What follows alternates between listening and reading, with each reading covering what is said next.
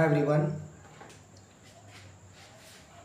Class 11th exercise 2.3 relation and function का second question है ये, और इसका सेकंड पार्ट है f x equal to root over 9 minus x square. Function को ध्यान से देखिए, ऑब्जर्व कीजिए कि x की किन वैल्यूज़ के लिए आपका फंक्शन डिफाइंड है।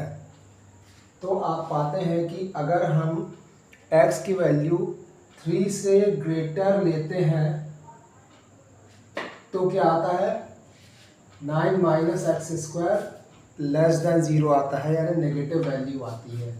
या आप इसको ऐसे कह सकते हैं कि अगर हम नेगेटिव वैल्यू भी यहाँ पर लें तो नेगेटिव का स्क्वायर भी पॉजिटिव हो जाता है। इसलिए हम यहाँ पर इसको इस तरह से ले सकते हैं कि अगर हम x की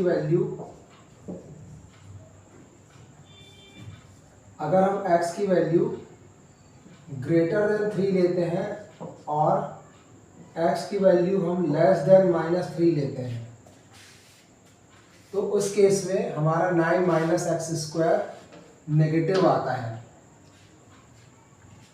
तो इस केस में हमारा फंक्शन एक रियल वैल्यू नहीं देता है, means f x does not belongs to are.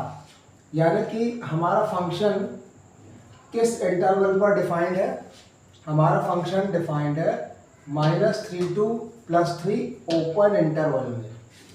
हमारा फंक्शन डिफाइंड है -3 to +3 ओपन इंटरवल में। ये ओपन इंटरवल कहलाता है जिसमें -3 और 3 को हमने एक्सक्लूड कर दिया है, यानी -3 and +3 are not included, then our domain becomes collection of those x which belongs to this open interval -3 to +3 for all x real number। वो सारे रियल नंबर जो -3 से +3 के बीच में आते हैं, जब हम -3 और +3 को इंक्लूड नहीं करते हैं, यानी ओपन इंटरवल -3 +3, तो ये हो जाता है डोमेन। और अगर हम रेंज देखें तो रेंज निकालने के लिए आप इनकी जो एक्सट्रीम वैल्यूज़ हैं उनमें आप फंक्शन की वैल्यू देख लीजिए क्या आती है। अगर हम x की वैल्यू 3 रखते हैं तो f3 हमें क्या मिलता है, 3 का square 9, 9 9 -9 0 and root over 0 is again 0।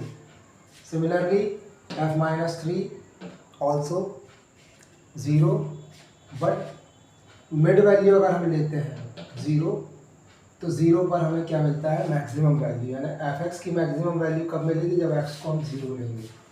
तो मैक्सिमम वैल्यू मिल जाती है 3 और मिनिमम वैल्यू मिलती है 0। यानी हमारी जो रेंज है वो 0 से 3 के बीच में लाई करेगी, and 0 and 3 are included. So our x belongs to close interval 0 and 3, and that is your answer, domain and